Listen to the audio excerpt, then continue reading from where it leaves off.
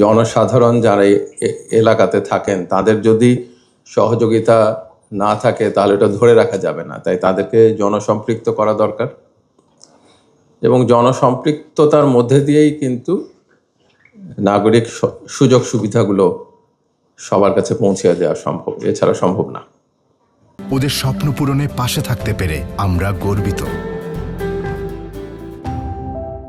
১.৫ বছরের মতো আগে ঢাকার রাস্তায় ছাত্ররা, শ্রমিকরা এবং জনসাধারণ রক্ত দিয়েছিলেন বাংলাদেশের পরিবর্তন আনার জন্য।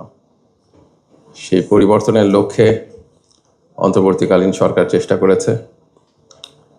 আপনারা রিজওয়ানা হাসানের কাছেই শুনেছেন যে গণভোটের প্রয়োজনীয়তার জায়গায়, নির্বাচনের জায়গায় যদি আমরা আবারও গুম, বিচার বহির্ভূত হত্যাকাণ্ড, নির্যাতন এবং আয়নাঘরের দিনগুলোতে ফিরে যেতে না চাই, আমাদের গণভোটের পক্ষে অবস্থান নিতে হবে, হ্যাঁ ভোট দিতে হবে এবং পছন্দের গণপরিষদ সদস্য নির্বাচিত করতে হবে।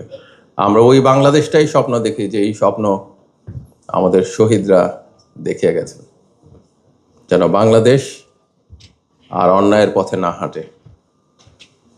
তারা ওই বাংলাদেশই চেয়েছেন যে বাংলাদেশে বৈষম্য থাকবে না। আমরা খুব বেশি কাজ করতে পারি নাই, যেটুকু পেরেছি সেই কাজটা যেন স্থায়ী করতে পারি। যারা সামনে দায়িত্ব নেবেন তারা এগিয়ে নিয়ে যাবেন দেশকে। আধিপত্যবাদের কাছে আর বাংলাদেশ কখনো মাথা নত করবে না, অন্যায় অবিচারের কাছে বাংলাদেশ কখনো মাথা নত করবে না।